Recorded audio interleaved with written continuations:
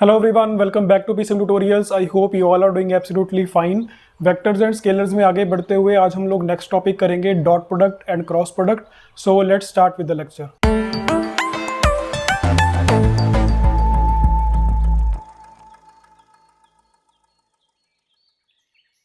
Now सबसे पहला topic हमारा है डॉट प्रोडक्ट.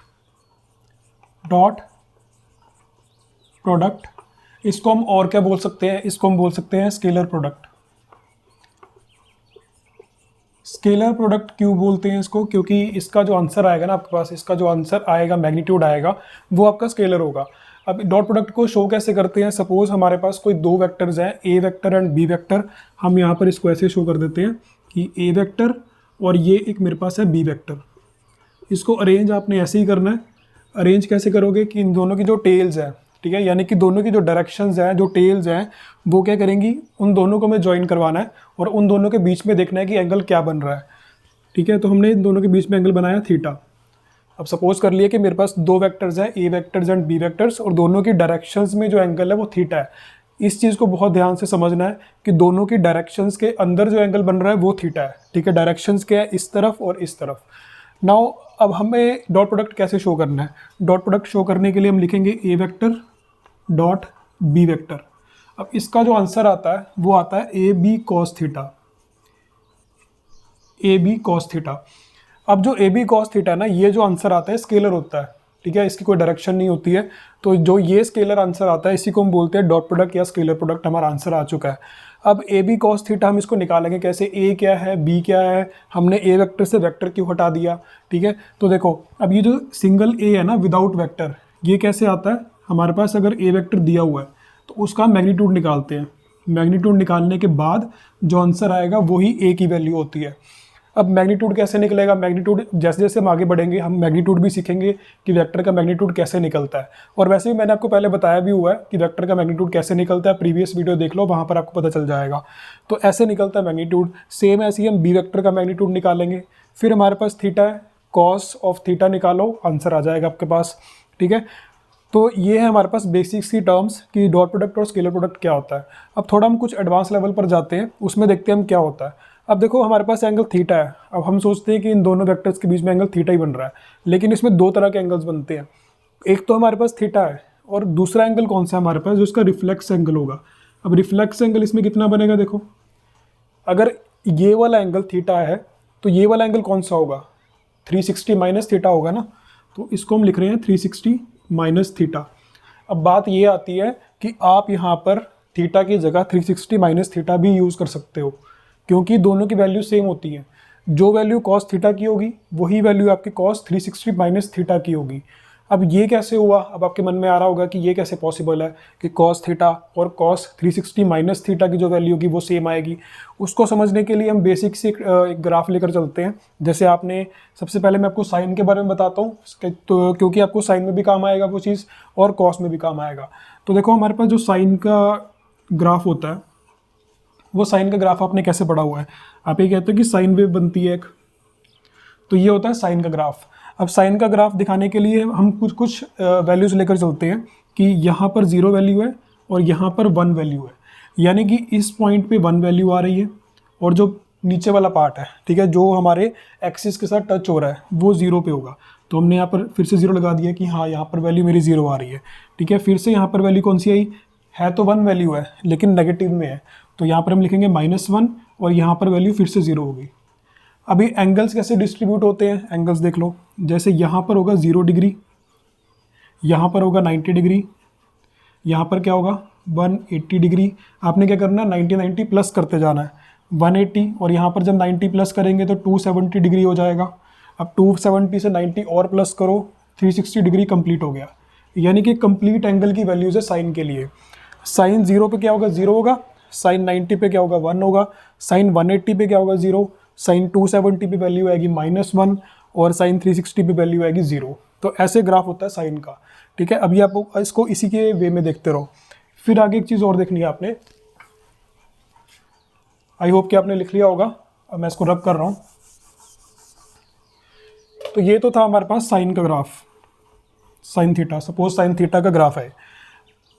अब जब हम कॉस का बनाते हैं, कॉस का ग्राफ कैसे बनता है? कॉस का ग्राफ बनेगा आपका ऐसे, ये होता है कॉस का ग्राफ। अब ये कैसे काम करता है? देखो मैंने आपको क्या बताया था, जो ऊपर वाला पार्ट है, अपर वाला पार्ट है, वहाँ पर वैल्यू 1 माननी है, और जहाँ पर ये एक्सिस के साथ टच होता है उसको हम 0 मान के चलते हैं। तो यहाँ पर हम 1 मान लेते हैं, यहाँ पर 0 होगा, यहाँ पर क्या होगा -1, यहाँ पर 0 और यहाँ पर 1। ठीक है, अभी देखना, अब आपको यहाँ पर समझ आएगा कि वो 360 माइनस थीटा का क्या सिस्टम है, यहाँ पर क्या फंडा यहाँ पर लग रहा है। ठीक है, 1 0 -1 0 और यहाँ पर वैल्यू फिर से 1, यानी कि कॉस की वैल्यू, अब हमें वो जो एंगल्स हैं वो तो सेम रखने हैं, यानी कि 0 डिग्री, 90, 180, 270 और 360, सेम इसी हमें सीक्वेंस में चलना है। तो यानी कि यहाँ पर आएगा 0 डिग्री, यहाँ पर क्या आएगा 90 डिग्री, यहाँ पर क्या आएगा 180, यहाँ पर आएगा 270 और यहाँ पर आएगा 360 डिग्री। अब देखो इसमें इसका मतलब क्या है कि cos 0 1 होता है, cos 90 0 होता है, cos 180 -1 होता है, cos 270 0 होता है, cos 360 1 होता है। ठीक है, तो 360 बोल लो 0 डिग्री बोल लो, वो एक ही बात है कि घूम के वापस 360 वहीं पर आ जाता है। ठीक है, तो 0 पर वैल्यू वही आएगी। अब यहाँ से मैं तुम्हें जो मेन चीज़ बताना चाह रहा हूँ उस पर वापस आते हैं। मैंने तुम्हें ये बताना है कि साइन 360 डिग्री माइनस थीटा की जो वैल्यू होती है ना, वो हमेशा माइनस साइन थीटा के बराबर आएगी। ठीक है, अभी मैं बताऊंगा आपको, इसके हिसाब से बताऊंगा कैसे आएगी। ये आपको याद रखना है कि साइन 360 माइनस थीटा जो भी होगा वो वैल्यू तो होगी साइन थीटा की ही, लेकिन नेगेटिव होगी। सेम यही टर्म अगर मैं कॉस में लगाऊं, यानी कि कॉस 360 डिग्री माइनस थीटा की जो वैल्यू होगी वो होगी कॉस थीटा वाली। ये कैसे हुआ? देखो कुछ वैल्यू लेकर चलते हैं, सपोज कि हम 90 डिग्री वैल्यू लेकर चलते हैं। मान लो थीटा हमारा 90 डिग्री है, थीटा हमारे पास 90 डिग्री है, तो मैंने उसको यहाँ पुट किया।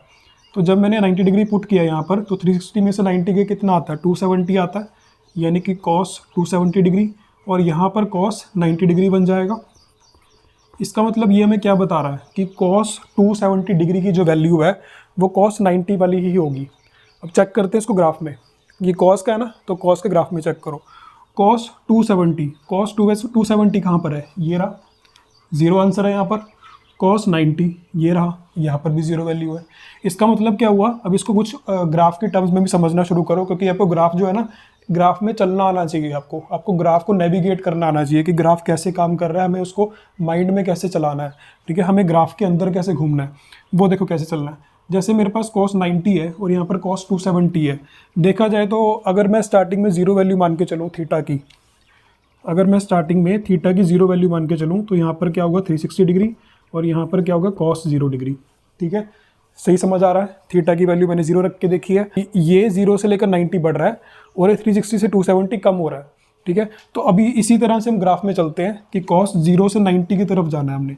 तो जब मैं 0 से 90 की तरफ आ रहा हूँ तो मैं इस तरफ आ रहा हूँ, ये मैं आया इस तरफ 0 से 90, और यहाँ पर क्या हो रहा है 360 से 270, यानी कि मैं इस तरफ आ रहा हूँ। ठीक है, तो देखा जाए तो मैं इधर से इधर आया और मैं 90 डिग्री नीचे आकर रुक गया। सेम ऐसे इधर से मैं 90 डिग्री नीचे आकर रुक गया। तो देखा जाए तो जब मैं बराबर चलता हूँ इधर से भी उधर से भी, तो वैल्यू सेम आ जाती है। ठीक है, तो ये सिस्टम है हमारा कि cos 360 minus theta cos theta के बराबर क्यों होता है।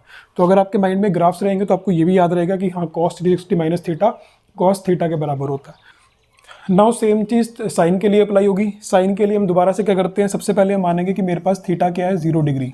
तो जब थीटा 0 डिग्री होगा तो ये टर्म क्या बनेगी, ये बनेगी साइन 360 माइनस 0, 360 आएगा, यहाँ पर आएगा sine 360 degree is equal to theta 0 degree था तो यहाँ पर आएगा माइनस साइन 0 डिग्री। तो पहले तो हम 0 और 360, यानी कि एक बार हम इधर की तरफ है 0 की तरफ है और हम दो जने हैं। ठीक है, एक जना खड़ा है 0 डिग्री पर, एक जना खड़ा है 360 डिग्री पर।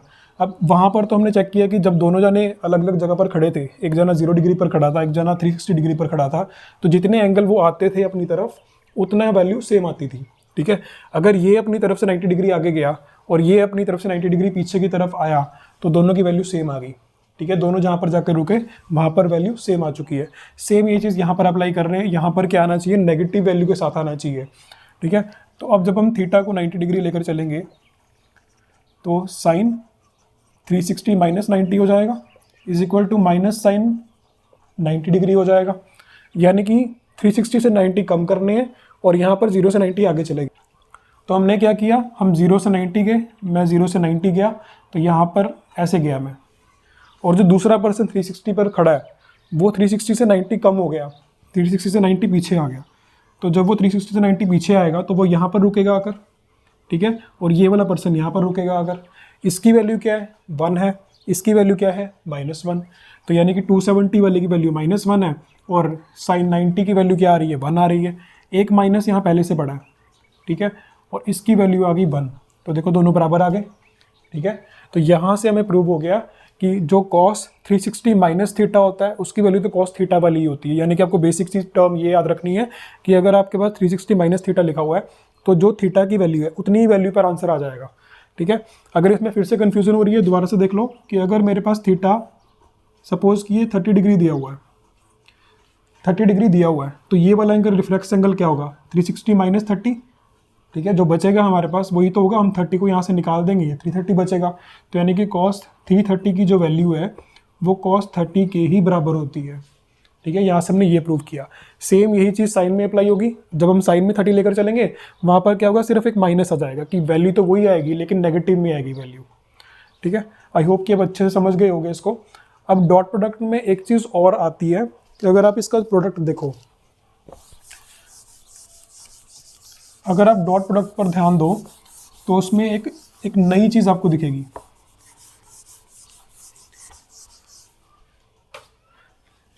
जैसे मेरे पास लिखा हुआ है ए वेक्टर डॉट बी वेक्टर, इसका आंसर क्या आया था, अगर आप रिकॉल करो ए बी कॉस थीटा, तो मैंने लिखा यहाँ पर ए बी कॉस थीटा। अब अगर मैं इसमें आपको बताऊँ तो क्या चीज़ है यहाँ पर कि अगर मैंने इसको ऐसे लिखा ए और यहाँ पर लिखा बी कॉस थीटा, तो ऐसे शो करते हैं इसको, ठीक है। इसलिए मैं शो करने का तरीका यही है इसका कि ए ब्रैकेट में बी कॉस थीटा, या फिर हम इसको लिख सकते हैं बी ब्रैकेट में ए कॉस थीटा। अब आप सोचोगे ये कैसे आ गया, ये कैसे लिखा हुआ है, हमने ए बी कॉस थीटा लिखा हुआ था तो हमने ब्रैकेट्स क्यों लगा दी इसके अंदर। अब एक्चुअल में जो कॉन्सेप्ट है ना वो यही है डॉट प्रोडक्ट का, कि डॉट प्रोडक्ट ऐसे ही काम करता है। अब एक्चुअल में है क्या, वो ये चीज़ है कि जैसे मेरे पास ये मैंने वेक्टर्स दोबारा बनाए, ये ए वेक्टर है और ये है बी वेक्टर। अब सपोज कि मैं ए वेक्टर को रिजॉल्व कर दूं, अब रेजोल्यूशन ऑफ वेक्टर्स आपने पहले से पढ़ा हुआ है, हम क्या करेंगे फिलहाल के लिए बी वेक्टर को भूल जाएंगे कि मेरे पास बी वेक्टर भी है, इसको भूल जाओ, ठीक है। तो अभी हम क्या करेंगे, ए वेक्टर को मानते हुए हम रेजोल्यूशन करते हैं इसकी। तो रेजोल्यूशन हम कैसे करते हैं, जो वेक्टर मेरे पास है जिसको हमने रिजॉल्व करना है उसको हम सेंटर में लेकर चलते हुए, यानी कि सेंटर में इसको मान के चलना है हमने, और दो इसके आसपास लाइंस लगानी है ताकि एक एल फॉर्म हो जाए, ठीक है। और वो जो एल की डायरेक्शन होगी ना वो उसी वेक्टर की तरफ होनी चाहिए। तो ये मेरा एक मेन वेक्टर था, मैंने इसकी तरफ दो रेजोल्यूशंस ऐसे लगा, दो कंपोनेंट्स ऐसे लगा दिए हैं, ठीक है। तो अगर ये ए वेक्टर है तो इनमें से कोई एक जो होगा वो ए कॉस थीटा होगा और दूसरा क्या होगा, ए साइन थीटा होगा। अब वो डिपेंड करता है आपको, अगर आपको याद हो कि एंगल पर डिपेंड करता है। अब देखो हम क्या करते हैं, ये मेरे पास ए वेक्टर है, मैंने क्या किया, एल कंप्लीट करना है ना, इसका एल कंप्लीट करना है, तो ये मैंने एक लाइन लगाई है सिर्फ। दूसरी लाइन कौन सी है, वो ये वाली है, इसने तो एल को कंप्लीट कर दिया, ठीक है। तो ऐसे करना होता है, ऐसे ही करना होता है, ठीक है। अगर आपका जो दूसरा वेक्टर उसी के बीच में आ गया ना तो उसको उसी लाइन को मान लो आप। तो यहाँ पर हमारे लिए ये दो वेक्टर्स बन चुके हैं, ये दो लाइन्स हमारे पास तैयार है। अब इस लाइन पे क्या है, एक कॉम्पोनेंट भी है और बी वेक्टर भी है, दोनों है यहाँ पर, ठीक है। और इन दोनों वेक्टर्स में जो एंगल बन रहा था वो थीटा बन रहा था, ठीक है। अब देखो थीटा ये रहा। अब आपको पता है कि एंगल के साथ जो कंपोनेंट होता है वो कॉस वाला होता है, अगर आपने प्रीवियस वीडियोस देखी होंगी। तो ए वेक्टर है, अब ए वेक्टर देखो थीटा के साथ जो लाइन होगी, फिलहाल के लिए कंपोनेंट्स के लिए ये वेक्टर नहीं माना जाएगा, अब इसको कंपोनेंट मानकर चलेंगे हम। तो ये ए वेक्टर है तो ये क्या बनेगा, ए कॉस थीटा, और ये क्या बनेगा, ए साइन थीटा, ए कॉस थीटा और ए साइन थीटा। अब देखो हमें क्या करना होता है, डॉट प्रोडक्ट में क्या होता है कि एक वेक्टर का कंपोनेंट दूसरे की डायरेक्शन पर आना चाहिए। इसका मतलब क्या हुआ कि ए वेक्टर का जो भी कंपोनेंट बी वेक्टर के डायरेक्शन में जा रहा है वही हमारा डॉट प्रोडक्ट है, ठीक है।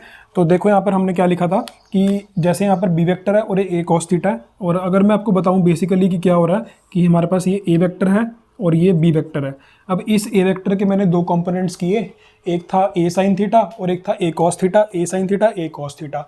अब इन दोनों में से जो कंपोनेंट आपका दूसरे वेक्टर की तरफ जा रहा है वही डॉट प्रोडक्ट होता है, ठीक है। उन दोनों का प्रोडक्ट ही डॉट प्रोडक्ट है।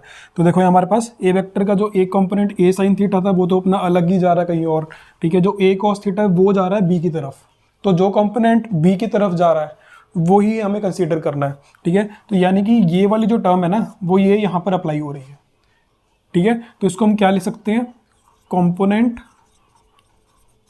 ऑफ ए वेक्टर का component along the direction of b vector, ये लाइन लिखनी होती है यहाँ पर। तो डॉट प्रोडक्ट यही होता है कि ए वेक्टर का कौन सा कंपोनेंट बी वेक्टर की डायरेक्शन में जा रहा है, वही हमारा डॉट प्रोडक्ट है। तो अगर हमें इसको शो करना हो, ये तो चलो यहाँ पर ऐसे शो कर दिया, अब इसको आप खुद से ट्राई करके देखो, ठीक है। वीडियो पॉज करो, इसको खुद से बनाकर देखो कि मैंने जैसे ये बनाया तो दूसरे वाला कैसे बनेगा, ठीक है। वीडियो पॉज करके चेक करो, तब तक मैं ये बनाता हूँ यहाँ पर। तो देखो इसमें क्या होगा कि इस बार मैं क्या करूँगा कि बी वेक्टर, ये हमारे पास ए वेक्टर है, ये हमारे पास बी वेक्टर है। अब इसको शो कैसे करेंगे, अगर मैं थोड़ा सा आपको इजी वे में बताऊं तो एक मैं आपको इजी वे भी बताता हूं और मैं आपको थोड़ा सा कॉम्प्लिकेट वे भी बताता हूं। इजी वे के लिए हम क्या करेंगे, हम बी वेक्टर को यहाँ पर मान लेंगे और ए वेक्टर को यहाँ पर मान लेते हैं, ठीक है। और हमारे हिसाब से क्या होगा कि एक कंपोनेंट इधर जाएगा और एक कंपोनेंट इधर आएगा, दोनों के बीच में जो एंगल है वो थीटा है। तो जो कंपोनेंट हमारा यहाँ पर आएगा वो कौन सा होगा, बी साइन थीटा, और जो थीटा के साथ यहाँ पर आ रहा है वो कौन सा होगा, बी कॉस थीटा, ठीक है। और बी वेक्टर का कौन सा कंपोनेंट है, बी कॉस थीटा है ना, वो ए की तरफ जा रहा है, तो हमें इन्हीं दोनों को मल्टीप्लाई करना है, तो यहाँ पर आ गया ए बी कॉस थीटा, ठीक है। और जो एक्चुअल में अगर हम इसकी डायरेक्शन को चेंज ना करें, हम इसको ऐसे ही रखें, यानी कि ए वेक्टर यहाँ पर है और बी वेक्टर यहाँ पर है, तो इसमें देखो बी वेक्टर को हम कैसे वो करेंगे, क्या बोलते हैं उसको, तो बी वेक्टर को हम कैसे रिजॉल्व करेंगे। तो रिजॉल्व करने के लिए हम क्या करेंगे कि हमारे पास, हम इसको ऐसे बनाएंगे लाइन को, ठीक है। हमें क्या करना है, हम उस वेक्टर को बीच में मानते हैं। अब आपको यही चीज़ ध्यान रखनी है कि हमें रेजोल्यूशन कैसे शो करना है अलग अलग डायरेक्शंस में, ठीक है। हर बार आपके पास डायरेक्शन ऐसे नहीं आएगी, ठीक है, हर बार आपके पास डायरेक्शन ऐसे नहीं आएंगी। तो उसके लिए देखो, इसके लिए तो आसान है कि आपको क्या करना है, इस तरफ ऐसे कंपोनेंट्स बनाने हैं, ईजिली हो जाएगा। और अगर नीचे की तरफ है तो नीचे की तरफ हम कैसे बनाते हैं, ऐसे बना देते हैं। लेकिन जब ऐसी डायरेक्शन आए, यानी कि जब ऐसे बनाए तुम्हारा वेक्टर, तो कंपोनेंट्स कैसे बनाओगे, तो वही माइंड में याद रखना है कि मुझे अपने जो मेन वेक्टर है ना, उसको सेंटर में डायगोनल की तरफ रखना है। तो इसको अगर मैं ऐसे डायगोनल मानकर चलूँ तो कैसे बन सकता है हमारे पास, ऐसे और ऐसे, ठीक है। अगर मैं एक स्क्वायर कंप्लीट करने की कोशिश करूँ तो देखो ऐसे स्क्वायर कंप्लीट हो जाता है और ये एज ए डायगोनल काम कर रहा होता है। तो हमें यही चीज़ याद रखनी है। तो हमारा एक कंपोनेंट ये वाला होगा, एक कंपोनेंट ये वाला होगा। तो थीटा तो हमारे पास ये है, ए और बी के बीच में एंगल। तो देखो हमारे पास एक कंपोनेंट ये जा रहा है इस बी वेक्टर का, एक कंपोनेंट उधर है, एक कंपोनेंट इधर है। तो जो थीटा के साथ है वो कौन सा होगा, बी कॉस थीटा। जो इस तरफ है ये कौन सा होगा, बी साइन थीटा। अब मैंने क्या बताया था कि dot product scalar, dot product क्या होता है, डॉट प्रोडक्ट में क्या है कि एक वेक्टर का जो कंपोनेंट है, ठीक है, एक वेक्टर जो ऐसा कंपोनेंट जो दूसरे वेक्टर की डायरेक्शन में जा रहा हो, वही डॉट प्रोडक्ट होता है। तो इस बी वेक्टर का b cos theta component a vector की तरफ जा रहा है, ठीक है। तो ये हमने शो कर दिया कि ए वेक्टर की तरफ बी कॉस थीटा जा रहा है, बी कॉस थीटा इंटू ए। तो यही हमारा होता है डॉट प्रोडक्ट। तो आई होप कि आपको समझ आएगा डॉट प्रोडक्ट इजीली वे में, कि मैंने काफ़ी सिंपल वे में कोशिश की आपको समझाने की। इसके बाद क्या है, हमारे पास कुछ प्रॉपर्टीज़ होती हैं डॉट प्रोडक्ट की, कि डॉट प्रोडक्ट जो है कॉम्यूटेटिव होता है, डिस्ट्रीब्यूटिव भी होता है। अब वो देखो कैसे है। सबसे पहला हमारे पास पॉइंट आता है कि डॉट प्रोडक्ट जो है कॉम्यूटेटिव होता है। कॉम्यूटेटिव कैसे, कि अगर मैं ए वेक्टर डॉट बी वेक्टर करूं तो b vector dot a vector का जो आंसर होगा वो भी सेम ही होगा। यानी कि इसमें आपको डायरेक्शन का फर्क नहीं पड़ेगा कि मैं ए वेक्टर को ऊपर बनाऊं या बी वेक्टर को नीचे बनाऊं, या फिर मैंने बी को ऊपर बना दिया, ए को नीचे बना दिया, ठीक है। तो इन दोनों में डायरेक्शन चेंज करने में कोई फर्क नहीं पड़ेगा। तो इसमें a vector dot B vector करो या b vector dot a vector करो, आंसर दोनों का सेम ही आने वाला है, ठीक है। तो इसलिए ये कॉम्यूटेटिव है। तो ए वेक्टर डॉट बी वेक्टर ये कॉम्यूटेटिव है। सबसे पहली बात तो ये कॉम्यूटेटिव होता है। सेकंड क्या है कि ये डिस्ट्रीब्यूटिव भी होता है। अब डिस्ट्रीब्यूटिव कैसे होगा, कि अगर मैंने लिखा है यहाँ पर A vector dot B vector plus C vector, तो इसको हम आगे की तरफ डिस्ट्रीब्यूट कर सकते हैं, यानी कि A vector dot B vector plus A vector dot C vector कर सकते हैं। इसको जब हम सॉल्व करेंगे तो लेफ्ट साइड और राइट साइड का आंसर आपका सेम ही आएगा। तो ये तो था हमारे पास ओवरऑल जो टॉपिक था, डॉट प्रोडक्ट कंप्लीट हो चुका है। अब इसके बाद अब डॉट प्रोडक्ट के ऊपर एक चीज़ और बची है। हम क्या करेंगे, डॉट प्रोडक्ट का सॉल्यूशन निकाल कर दिखाएंगे कि इसका एक्चुअल में आंसर क्या आता है, ठीक है। कंपोनेंट्स को यूज़ करके हम डॉट प्रोडक्ट यूज़ करेंगे। जैसे तो आपने क्या सीखा है कि A vector dot B vector A B cos theta होता है, लेकिन एक डॉट प्रोडक्ट आपका और आता है जिसमें कंपोनेंट्स यूज होते हैं, तो वो स्टार्ट करते हैं। सो टॉपिक का नाम है हमारे पास dot product of two vectors in terms of components along coordinate axis. Coordinate axis क्या होती है? एक्स वाई जेड एक्सिस होती हैं। तो सबसे पहले हम इसको शो कर देते हैं कि मेरे पास ये एक्स एक्सिस है, ये वाई एक्सिस है और ये है जेड एक्सिस। अब इसके अलोंग हमें क्या लेकर चलना है? हमें कुछ यूनिट वेक्टर्स मानने हैं। यूनिट वेक्टर्स बिल्कुल कंफ्यूज मत होना, ठीक है? अपने माइंड को एक बिल्कुल कूल रखो और समझते रहो, बस आपको सब कुछ समझ आएगा। एक्स वाई और जेड एक्सिस है हमारे पास, ठीक है? अब क्या होता है कि जब हम वेक्टर्स को शो करते हैं ना, तो मैग्नीट्यूड के साथ एक डायरेक्शन शो करनी पड़ती है। अब आपको पता है कि वेक्टर्स क्या होती है, मैग्नीट्यूड और डायरेक्शन उन दोनों की इकट्ठी होती है, और स्केलर्स में क्या होता है, सिर्फ मैग्नीट्यूड होता है। अब वो मैग्नीट्यूड और डायरेक्शन कैसे शो करनी होती है, मैं आपको फिर से एक बार बेसिक बता देता हूँ। वेक्टर्स का क्या होता है कि एक वेक्टर अगर मैंने लिखा ए वेक्टर, तो उस वेक्टर में एक मैग्नीट्यूड होता है जिसको हम बिना वेक्टर के लिखते हैं, ठीक है? और साथ में मल्टीप्लाई होती है उसकी डायरेक्शन, ठीक है? साथ में मल्टीप्लाई होती है उसकी डायरेक्शन। अब डायरेक्शन को हम एज ए कैप भी शो करते हैं। कैप कैसे कि हम लिख देते हैं आई कैप, ठीक है? इसको हम बोलते हैं यूनिट वेक्टर। अब यूनिट वेक्टर क्या होता है? देखो, सपोज कि आपके पास आप 30 मीटर पर सेकंड की स्पीड में चल रहे हो, ठीक है? 30 मीटर पर सेकंड की स्पीड में चल रहे हो और साथ में आप अपनी डायरेक्शन बताना चाहते हो कि मैं लेफ्ट डायरेक्शन में जा रहा हूँ या राइट डायरेक्शन में जा रहा हूँ, तो वो आपको डायरेक्शन बतानी होती है।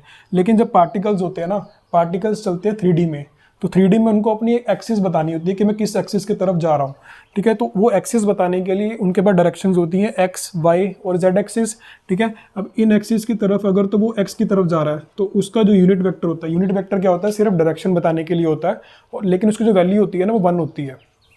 यानी कि उनकी वैल्यू पर फर्क नहीं पड़ता डायरेक्शन का। अगर मैग्नीट्यूड 30 का है तो डायरेक्शन सिर्फ आएगा, आई वेक्टर आएगा, लेकिन उसकी वैल्यू क्या होगी? 1 ही होगी। सिर्फ वो बताने के लिए आया कि मैं डायरेक्शन बताने आया हूँ, मेरी वैल्यू कुछ नहीं है, ठीक है? मैं कुछ फर्क नहीं डालूंगा आपके वैल्यू में। सपोज कि डायरेक्शन बताने आई, डायरेक्शन आई वेक्टर के पास कि मैं आपके साथ जुड़ना चाहती हूँ, लेकिन फिर वेक्टर बोलेगा कि नहीं, मेरी तो वैल्यू ख़राब हो जाएगी। जब आप मेरे पास कोई आएगा, मेरे साथ कोई जुड़ेगा, तो मेरी तो वैल्यू ख़राब हो जाएगी। वो कहेगा नहीं, वैल्यू पर कोई फ़र्क नहीं पड़ेगा, मैं अपने पास अपनी जो वैल्यू रखूँगा 1 रखूँगा, ताकि मल्टीप्लाई करने पर वैल्यू आपकी सेम रहे, कि मुझे तो सिर्फ आपकी डायरेक्शन बतानी है बस, ठीक है? तो ये काम होता है डायरेक्शंस का, ठीक है? डायरेक्शन वेक्टर, यूनिट वेक्टर का काम यही होता है। यूनिट यानी कि 1, मैग्नीट्यूड 1 होता है, काम क्या करता है? डायरेक्शन बताने का, ठीक है? तो ये मेरे पास होता है। तो एक्स एक्सिस की तरफ जो हम यूनिट वेक्टर लेकर चलेंगे वो आई वेक्टर लेकर चलेंगे। वाई एक्सिस की तरफ जो हम यूनिट वेक्टर लेकर चलेंगे वो कौन सा होगा? जे वेक्टर। जेड एक्सिस की तरफ कौन सा लेकर चलेंगे? के वेक्टर। तो ये है हमारे पास डायरेक्शंस। अब हम क्या करेंगे, हम कोई भी 2 वेक्टर्स मान लेते हैं, उनका डॉट प्रोडक्ट करेंगे, और वेक्टर्स इस पर हम क्या करेंगे? कंपोनेंट्स लेकर चलेंगे अलॉन्ग विद उनकी डायरेक्शंस। तो सपोज मेरे पास ए वेक्टर है, ए वेक्टर के कितने कंपोनेंट्स होंगे? एक्सिस कितनी है? 3 है। तो देखो, अब दोबारा से हम 3D पे जो है प्लेन लेकर आते हैं। मेरे पास क्या है? एक्स एक्सिस, वाई एक्सिस और जेड एक्सिस, ठीक है? जेड एक्सिस है। हमने माना कि जो मेरा ए वेक्टर है वो ये रहा, ऐसे होता है 3D स्पेस में। तो मेरा जो ए वेक्टर है वो ऐसे पड़ा है बीच में। अब क्या होता है, इसके 3 कंपोनेंट्स होते हैं। कंपोनेंट्स देखने के लिए अगर आपने वो शॉट देखा हो, मैंने एक शॉट डाला है जिसमें मैं प्रोजेक्शंस बताता हूँ कि कैसे प्रोजेक्शंस देखनी है। तो प्रोजेक्शंस कैसे देखते हैं? हम इस वेक्टर की तरफ इसकी जो शैडोज होती है ना, इन लाइंस के ऊपर चेक करते हैं कि अगर मैं इस तरफ से लाइट गिराऊँ, अगर मैं इस तरफ से लाइट करूँ, तो इसकी शैडो यहाँ पर इस एक्सिस पर कहाँ बनेगी? जो वाई एक्सिस की तरफ बनेगी वो कौन सी होगी? J vector direction, sorry, Y axis का कंपोनेंट होगा। जब हम इस तरफ से लाइट गिराएंगे तो यहाँ पर एक शैडो बनेगी इस एक्सिस पर, तो वो उसका कंपोनेंट होगा। जब हम लाइट को इधर से गिराएंगे तो क्या होगा? यहाँ पर एक शैडो बनेगी, ये इसका अपना एक कंपोनेंट होगा। तो ऐसे 3 कंपोनेंट आएंगे। तो देखो, हमारे पास ए वेक्टर में क्या है? एक कंपोनेंट तो जाएगा एक्स की तरफ, तो उसको हम मानेंगे ए एक्स। डायरेक्शन कौन सी है? आई वेक्टर। तो इसको करते ऐसे शो, ठीक है? कंपोनेंट बताया कि कंपोनेंट की वैल्यू क्या है, ये कंपोनेंट का मैग्नीट्यूड है, साथ में आगे इसकी direction, magnitude into direction, plus ऐसे कितने कंपोनेंट्स हैं? 3 कंपोनेंट्स है। तो एक हो गया, बाकी दोनों भी शो करते हैं।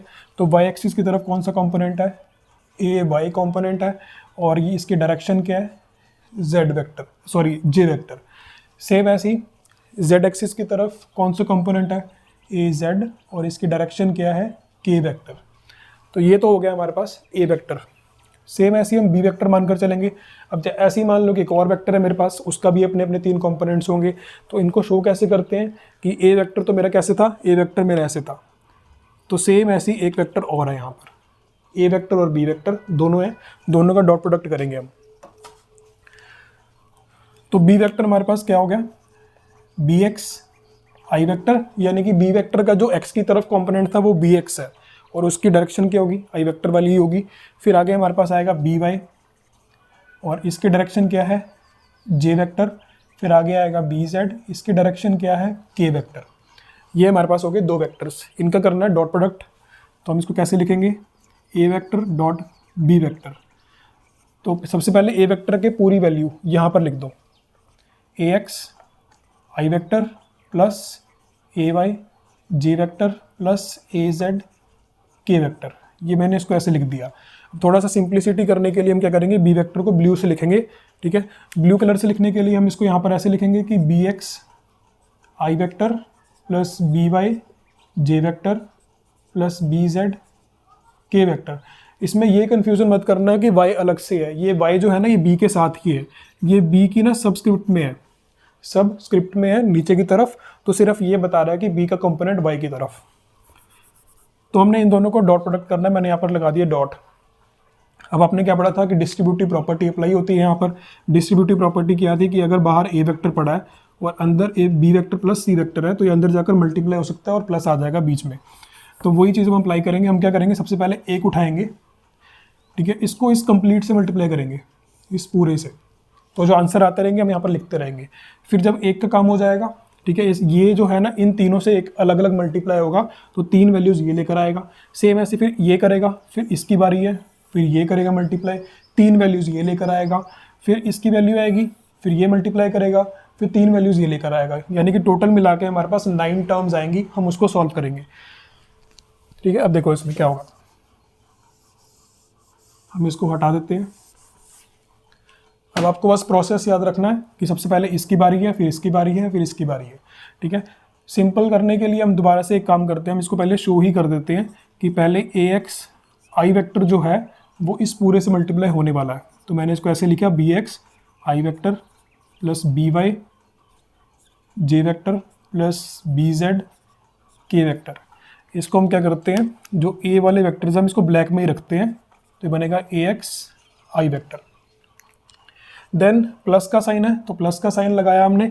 फिर ए वाई की बारी है, अब ए वाई को मल्टीप्लाई करते हैं, तो यहाँ पर बनेगा ए वाई जे वेक्टर, ये मैंने लगाया प्लस। फिर यही वेक्टर दोबारा लिख देते हैं यहाँ पर, B X I vector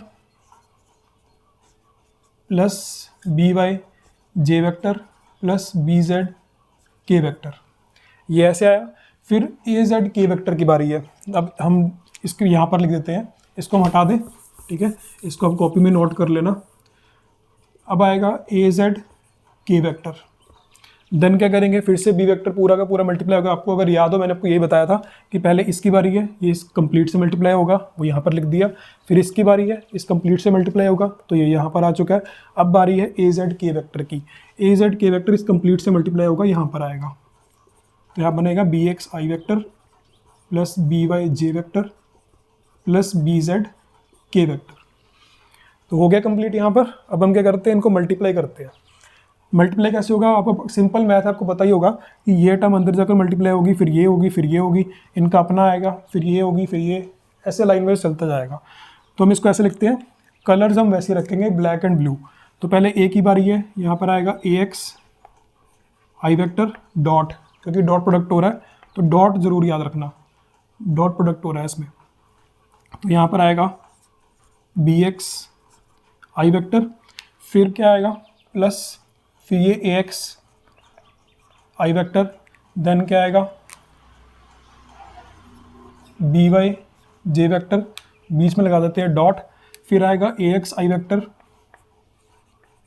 A X I vector dot product B Z K vector. इन तीनों का काम खत्म हो चुका है। सब कुछ ज़्यादा मतलब क्राउडेड ना हो जाए, हम क्या करेंगे, यहाँ पर एक ब्रैकेट लगा देते हैं, ठीक है। जितना साफ हो सके ना उतना साफ रखना है इसको, ताकि आपको इजीली सॉल्व हो जाएगा, ठीक है। देन हमारे पास आएगा plus A Y J vector और इन दोनों को मल्टीप्लाई करना है, तो यहाँ पर बनेगा A Y J vector dot, then blue में आएगा बी एक्स आई वेक्टर। फिर आगे हमारे पास plus A Y J vector, ये मल्टीप्लाई होगा इससे B Y J vector dot B Y J vector, then A Y J vector और ये मल्टीप्लाई होगा A Y J vector dot B Z K vector. इसका भी आंसर आ गया। अब ए जेड के वेक्टर को मल्टीप्लाई करना है इन तीनों से। फिर अब आगे की तरफ हम इस तरफ लिख देते हैं आगे यहाँ पर, तो यहाँ बनेगा प्लस ए Z K vector dot, then आएगा बी एक्स आई वेक्टर, फिर उसके बाद हमारे पास है प्लस ए जेड के वेक्टर, देन आएगा dot B Y J vector, then आएगा प्लस ए जेड के वेक्टर, ये मल्टीप्लाई होगा dot B Z K vector. तो ये हमने मल्टीप्लाई कर दिया। अब ब्रैकेट्स लगा के इनको ऐसे सेपरेट कर देते हैं ताकि हमें कन्फ्यूज़न ना रहे। अब देखो एक चीज़, अभी तो आपको इसमें ज़्यादा लग रहा होगा कि काफ़ी ज़्यादा टर्म्स आ चुकी है, इनको प्लस कैसे करेंगे, बहुत इजी रहेगा आगे देखना। बहुत इसमें क्या होगा, मैक्सिमम टर्म्स तो कैंसिल हो जाएंगी, सिर्फ हमारे पास 3 टर्म्स बचेंगी, सभी टर्म्स बाकी कैंसिल हो जाएंगी। अब उसको कैंसिल करने के लिए आपको उससे पहले एक चीज़ समझनी पड़ेगी कि हमें जो यूनिट वेक्टर्स हैं उनको मल्टीप्लाई कैसे करना होता है। सपोज़ कि देखो हमारे पास यूनिट वेक्टर्स कैसे कैसे मल्टीप्लाई हो रहे हैं। पहले हम आइडिया ले लेते हैं। हमारे पास क्या हो रहा है कि आई वेक्टर और आई वेक्टर का डॉट प्रोडक्ट हो रहा है, आई वेक्टर का जे के साथ हो रहा है, आई वेक्टर का के साथ हो रहा है, जे का आई के साथ हो रहा है, जे का जे के साथ हो रहा है, यानी कि आपस में इनका मल्टीप्लाई जो डॉट प्रोडक्ट है वो चल रहा है। तो इसका मतलब क्या है कि आई वेक्टर का आई वेक्टर के साथ भी हो रहा है डॉट प्रोडक्ट, जे वेक्टर का जे वेक्टर के साथ भी हो रहा है, सिमिलरली के वेक्टर का के वेक्टर के साथ भी हो रहा है डॉट प्रोडक्ट, ठीक है। सिमिलरली और क्या हो रहा है कि आई वेक्टर का जे के साथ, जे का आई के साथ, अब आपको पता है कि जो वैल्यू आई वेक्टर और जे वेक्टर के डॉट प्रोडक्ट की आएगी वही वैल्यू जे डॉट आई की आएगी, यानी कि कॉम्यूटेटिव प्रॉपर्टी आपको याद होगी। तो सेम ऐसी जे और के का भी हो रहा है, ठीक है, और ऐसे ही आई वेक्टर डॉट के वेक्टर का भी डॉट प्रोडक्ट इसमें चल रहा है। अब देखो हमारे पास क्या है, देखो मल्टीप्लाई तो चारों टर्म्स हो रही है, यानी कि अगर कोई भी एक टर्म जीरो होगी कंप्लीट वैल्यू जीरो हो जाएगी, यानी कि इनमें से अगर एक भी वैल्यू जीरो आ गया तो कंप्लीट जीरो हो जाएगा। क्यों? क्योंकि मल्टीप्लाई हो रहा है सब कुछ, ठीक है। तो देखो आई वेक्टर डॉट आई वेक्टर, अगर मैं आपको रफली सॉल्व करके दिखाऊं कि आई वेक्टर डॉट आई वेक्टर का आंसर क्या आएगा, यहाँ पर आई वेक्टर यानी कि यहाँ पर I dot I cos theta आएगा। तो अगर मैं आपको एक्सिस में दिखाऊं तो ये मेरे पास एक्स एक्सिस है और आपको पता है कि एक्स की तरफ ही आई वेक्टर होता है, आई वेक्टर की डायरेक्शन एक्स की तरफ ही होती है। तो अगर एक हमारे पास ये दो वेक्टर हैं, यूनिट वेक्टर्स है दो, एक आई वेक्टर है दूसरा भी आई वेक्टर है, दोनों सेम है, तो यानी कि एक वेक्टर अगर यहाँ पड़ा है तो दूसरा भी यहीं पर पड़ा है, तो दोनों के बीच में कुछ एंगल ही नहीं है क्योंकि दोनों एक ही जगह पर खड़े हैं, है ना। तो यानी कि अगर दो वेक्टर्स ऐसे आपस में एक जगह पर खड़े हैं, उन दोनों के बीच में कोई एंगल ही नहीं है, जीरो एंगल है, तो वो थीटा क्या होगा, 0 डिग्री होगा। तो इसका मतलब कॉस थीटा की जगह क्या आएगा, 0 डिग्री। और कॉस 0 क्या होता है, अगर आपको ग्राफ याद हो, अपने माइंड में ग्राफ लेकर आओ। ग्राफ कैसे था, कॉस का ग्राफ था ऐसे, है ना, कॉस का ग्राफ था ऐसे, तो 0 पर क्या वैल्यू थी, 1 वैल्यू थी, तो कॉस 0 होता है 1, यानी कि आई डॉट आई 1। अब ये क्या होता है, ये आई यहाँ पर वेक्टर क्यों नहीं है, क्योंकि इस आई वेक्टर का मैग्नीट्यूड है। अब मैंने आपको क्या बताया था कि यूनिट वेक्टर होते हैं, ये यूनिट वेक्टर ही तो है आई जे के, इनका मैग्नीट्यूड क्या होता है, 1 होता है। तो इसका भी मैग्नीट्यूड 1 डाल देंगे हम, इसका भी मैग्नीट्यूड 1 डाल देंगे, तो तीनों को मल्टीप्लाई करेंगे, आंसर क्या आएगा, 1 आएगा, ठीक है। तो यहाँ से हमने क्या समझा कि अगर हम सेम वेक्टर को सेम वेक्टर का डॉट प्रोडक्ट करते हैं, यानी कि आई वेक्टर डॉट आई वेक्टर करते हैं, तो आंसर क्या आएगा, 1 आएगा। तो मैंने यहाँ पर क्या लिखा, 1।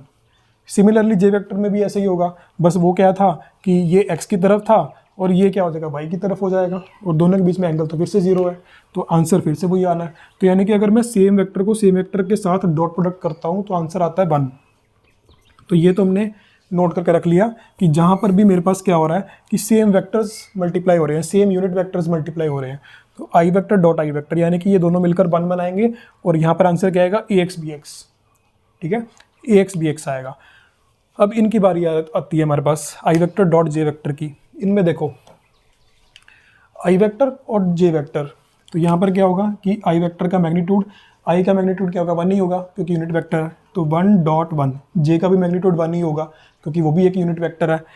तो मेन बात आती है थीटा पर कि थीटा आंसर क्या आएगा। इसमें जो आंसर में फ़र्क डालेगा ना वो थीटा ही डालेगा। तो देखो आई वेक्टर डॉट जे वेक्टर है, आई वेक्टर कहाँ पर है, एक्स की तरफ, जे वेक्टर कहाँ पर है, वाई की तरफ। तो दोनों में एंगल कितना होगा, एक वेक्टर यहाँ पर है, एक वेक्टर यहाँ पर है, देखो कितना एंगल है, आप खुद ही नोटिस कर लो, 90 डिग्री एंगल है ना दोनों में। तो इसका मतलब इस बार क्या होगा, हमारा जो थीटा है वो 90 डिग्री होगा और cos 90 क्या होता है, 0 होता है। तो यानी कि ओवरऑल वैल्यू क्या आ जाएगी, 0। तो यहाँ से ये समझ लो कि आई वेक्टर और जे वेक्टर अगर हम अलग अलग वेक्टर्स यूनिट वेक्टर्स लेकर चल रहे हैं, उन दोनों का डॉट प्रोडक्ट तो आएगा 0। अगर हमने अलग अलग लिया है तो आई डॉट जे, इन दोनों के बीच में एंगल 90 बन रहा था, 0 आंसर आ गया। ठीक है, फिर हम बारी करते हैं इसकी जे और के की। ये वाई एक्सिस है और ये है जेड एक्सिस। तो वाई इस तरफ और जे इस जेड इस तरफ, वाई की तरफ डायरेक्शन क्या है, जे वेक्टर, और जेड की तरफ डायरेक्शन क्या है, के वेक्टर। जे और के में कितना एंगल बन रहा है, 90 डिग्री का। तो यानी कि इसमें भी आंसर हमारा 0 आएगा। तो डिफरेंट वेक्टर्स अगर डॉट प्रोडक्ट करोगे तो 0 आंसर लेकर आएंगे। डिफरेंट यूनिट वेक्टर्स पर ध्यान रखना कि यूनिट वेक्टर्स के केस में ऐसा हो रहा है। ठीक है, तो ये था हमारे पास कुछ बेसिक से टर्म्स जिनको आपको याद रखना है।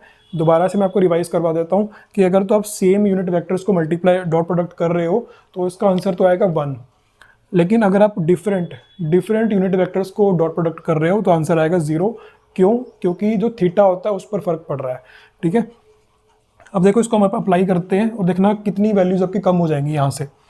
यहाँ पर क्या है, आई वेक्टर डॉट आई वेक्टर हो रहा है, यानी कि सेम यूनिट वेक्टर्स का डॉट प्रोडक्ट हो रहा है। तो हमारे पास आंसर इसका तो 1 आएगा। तो यानी कि इन दोनों को मल्टीप्लाई कर 1 आता है और हमारे पास क्या बचेगा, ए एक्स बी एक्स। तो मैंने यहाँ पर लिखा ए एक्स बी एक्स। ठीक है, अब आई वेक्टर डॉट जे वेक्टर आ गया। आई वेक्टर डॉट जे वेक्टर तो 0 आंसर लेकर आता है। तो यानी कि ये 0 आंसर लेकर आएगा और ये ए एक्स बी वाई का कोई फर्क ही नहीं पड़ेगा, फिर कंप्लीट ही 0 हो जाएगा क्योंकि मल्टीप्लाई में है सब कुछ। तो ये तो हो गया 0, प्लस में आ गया 0, देन प्लस यहाँ पर क्या है, आई वेक्टर डॉट के वेक्टर, यानी कि आई वेक्टर डॉट के वेक्टर, इसका आंसर भी 0 आएगा क्योंकि दोनों डिफरेंट है। तो ये ओवरऑल 0 हो जाएगा। तो यहाँ पर 0 आ गया। तो हमने फर्स्ट ब्रैकेट तो सॉल्व कर ली जिसमें सिर्फ एक ही की वैल्यू आई है, बाकी दोनों 0 हो चुकी हैं। अब सेकंड हम ब्रैकेट लेकर चलते हैं, इसमें भी 3 वैल्यूज हैं, 3 टर्म्स हैं हमारे पास। इन 3 टर्म्स में भी देखना आपको सिर्फ एक ही आंसर आएगा, बाकी दोनों 0 हो जाएंगे। यहाँ पर क्या है, J dot I different vectors, different unit vectors का डॉट प्रोडक्ट हो रहा है। तो आंसर क्या आएगा, 0 आएगा क्योंकि आपने देख ही लिया है यहाँ पर। ठीक है, आई डॉट जे अगर 0 है तो जे डॉट आई भी तो 0 होगा, कम्यूटेटिव प्रॉपर्टी याद करो। ठीक है, तो ये आंसर भी 0 हो जाएगा। यहाँ पर क्या आएगा, 0 प्लस यहाँ पर देखो दोनों सेम आ गए, जे वेक्टर डॉट जे वेक्टर, जे वेक्टर जो डॉट जे वेक्टर क्या होता है, 1 होता है। तो ये 1 लेकर आएगा और यहाँ पर क्या बचेगा, ए बाई बी वाई। तो यहाँ पर आ गया ए बाई बी वाई प्लस, तो हमारे पास आगे है जे वेक्टर डॉट के वेक्टर। अब जे वेक्टर डॉट के वेक्टर तो 0 ही होता है, तो ओवरऑल आंसर भी 0 हो जाएगा। तो यहाँ पर क्या आएगा, प्लस 0। अब हम आ गए थर्ड ब्रैकेट में। थर्ड ब्रैकेट में क्या है, देखो के डॉट आई, ये भी 0 आंसर लेकर आएगा। के डॉट जे, ये भी 0 आंसर लेकर आएगा। डिफरेंट यूनिट वेक्टर्स का डॉट प्रोडक्ट हो रहा है, इस कारण से 0 आंसर आ रहा है। इसमें ये दोनों सेम है तो ये दोनों आंसर 1 लेकर आएंगे और यहाँ पर सिर्फ क्या बचेगा, ए जेड बी जेड। ठीक है, तो यहाँ पर क्या होगा, 0 प्लस ए जेड बी जेड। अब इन जीरोस को ख़त्म करते हैं यहाँ से, तो हमारे पास एक फाइनल आंसर आएगा A x B x plus A Y B Y plus A Z B Z. ठीक है, तो ये तो था हमारे पास डॉट प्रोडक्ट। यहाँ से आपने क्या समझा कि डॉट प्रोडक्ट हमारे पास 2 तरीके से आंसर आता है। एक तो कि जब हमें कंपोनेंट्स ना दिए हो, आप इसको नोट कर लो, एक बार स्क्रीनशॉट ले लो या नोट कर लो। तो अब मैं इसको रब कर रहा हूँ।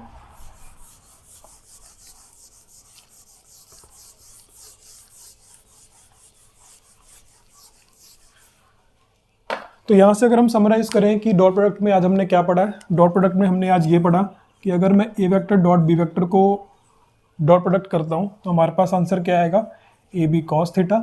ये तो हमने कब पढ़ा था, जब हमें एंगल्स दिए हों। ठीक है, तो हम ऐसे सॉल्व कर सकते हैं मैग्नीट्यूड्स के साथ। अब अगर मान लो आपको कंपोनेंट्स दिए हुए हैं, ठीक है, कंपोनेंट्स के केस में दिया हुआ है कि जैसे आपको अगर ए वेक्टर दिया हुआ है कि ए एक्स आई वेक्टर है प्लस ए वाई जे वेक्टर है प्लस ए जेड के वेक्टर है, और सेकंड हमें दे दिया B vector B X I vector plus B Y J vector plus B Z K vector.